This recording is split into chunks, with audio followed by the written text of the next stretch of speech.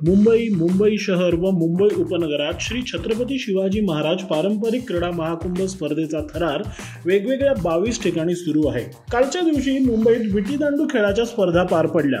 या स्पर्धा महाराष्ट्र राज्य शासन, मुंबई महानगरपालिका आणि क्रीडा भारती यांच्या संयुक्त विद्यमाने व मुंबई पोलीस, मुंबई विद्यापीठ, SNDT विद्यापीठ व मुंबई शहर, मुंबई उपनगर येथील संबंधित क्रीडा संघटना यांच्या सहकार्याने मंगलप्रभात लोढा यांच्या मार्गदर्शनाखाली सुरू आहे।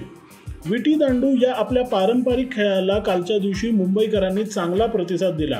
17 वर्षाखालील व खुल्या गटात या स्पर्धा जांभोरी मैदान वरळी येथे खेळवण्यात आल्या।